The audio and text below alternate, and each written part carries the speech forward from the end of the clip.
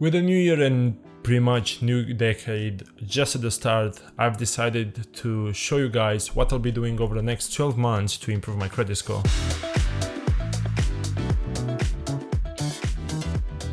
Now, if you're thinking, why would I use a credit card? This is just something made by the banks to make me go into debt, and banks are bad and I can just use my debit card. Well, I used to be the same, I used to think the same, I used to have the same opinion about them until I found out no one would lend me anything. And that's obviously because of my credit score at the time, which was really poor. Credit cards are just a system which pretty much shows lenders if you are financially responsible with your money. I pretty much stopped using my debit card because they give you absolutely nothing in exchange. Credit cards, obviously, apart from increasing your credit score if you use them correctly, they can give you rewards as well, such as cashback or travel points, which you can use to mostly just fly around. So let's go over how I've been improving my credit score over the past few months and how I'll be doing it over the next 12 months. And first of all, you need to be able to see your credit score, and for that there are a few apps out there. I personally use Experian or ClearScore. Now, Experian doesn't allow me to record my screen, however my credit score is 825 out of 999, and another downside of this app is that you need to pay for a credit report. On ClearScore you don't have to, but as you can see it doesn't look as great. If I go into my report, I can see why my credit score changed every single month, how many payments I made on time, all of the accounts and all that kind of stuff. It might not be as accurate as Experian,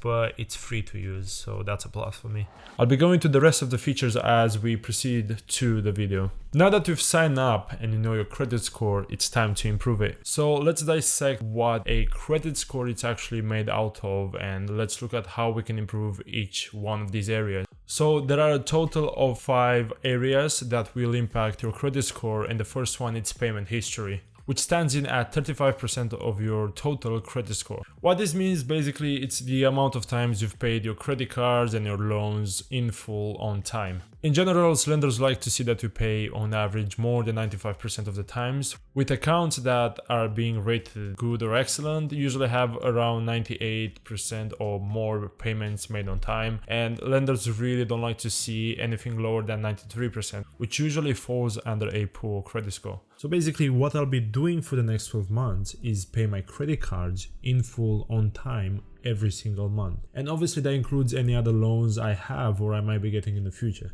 Now, the second factor that will influence your score is the amount owed. What this pretty much means is how much you owe to your current lenders, and on credit cards that is your credit balance. Of course, one of the things that help reduce the amount owed is not owning anything in the first place. So that's why you pay everything on time every single month. But at the same time, lenders don't like to see that you use all of your credit. Basically, in their terms, they think that you need a lot of money every single month. Even though you pay it in full, they just think you need to use a lot of money in as much credit as you have. So the second thing I'll be using to increase my credit score, it's now use more than 30% of my full credit balance. Currently, my total available credit is standing at £1,500. 30% of that, it's about 450, which means I won't be using more than £450 monthly. Actually, I probably won't even touch the £400 a month mark because I don't really need that much at the moment. And this brings me to factor number 3, length of credit history, made up of 15% of your total credit score. Now, this goes hand in hand with the first point I made, payment history.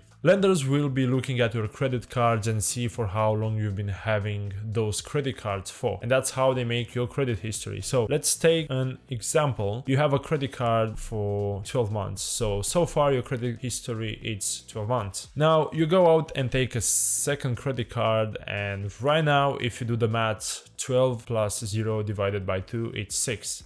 So right now your credit history is 6 months, which is not necessarily a bad thing. Obviously over time this will compound and your credit length history will get longer and longer, and it will be harder and harder to pull it down when you have new credit cards if you have more credit cards. So I'm trying to say the more credit cards you have, the harder it will be to affect your credit length history. So that's why I recommend everyone that on their 18th birthday they go to a bank and take out the credit card. Not only that you have more access to credit, but you can make more monthly on time in full payments. So if you have a bad have payment history, having more credit cards can get you on the good path a lot faster because you make more payments monthly. So that's why just a few weeks ago I actually got my second credit card, which is only 6 months after my first one, and over the next 12 months I'll probably get a third one. That way in time I'll have more on-time payments and more credit history. I usually recommend waiting about 6 months in between applications because, like I said again, lenders don't want to see you being desperate for money, because obviously the more credit cards you take out one after another, the more they will see you as needing more money. So just wait 6 months in between and you should be fine. Factor number 4 is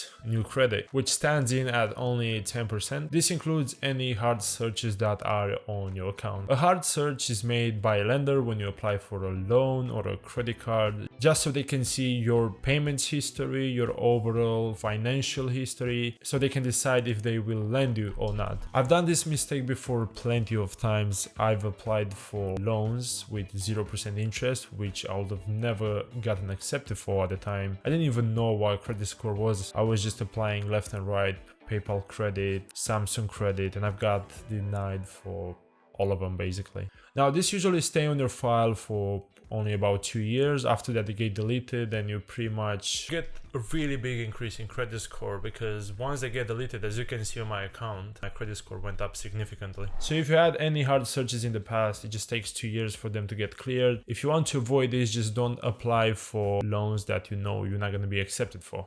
And the last factor on this list is types of credit used, which stands in at only 10% again. So there is revolving credit, which is just like a normal credit card, installment credits like loans, mortgages, etc., and open credit. They don't say anything about open credit.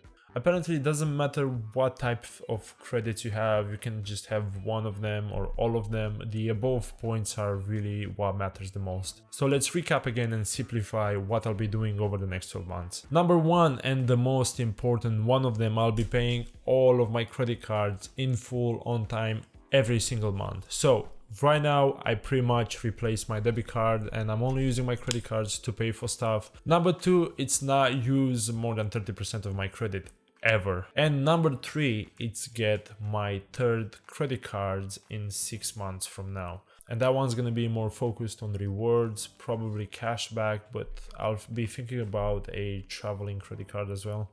And by taking a third credit card out, it's also going to be increasing my credit length history, because obviously the more credit cards you'll have, the less you'll get affected when you take a new one out. So I hope this video found you well, and I hope you kind of got an idea of how credit cards works and what you need to do to get a better credit score. And I'll be making a video on what types of credit cards you should take out if you're in the beginning trying to be a credit score, and I'll be looking at reward credit cards as well. So I'll probably just be doing that in the next few months, so make sure to subscribe to the channel. Let me know if you found this video useful and if you'll be taking these steps. Also, any ways I could improve these videos would be greatly appreciated. Thanks for watching.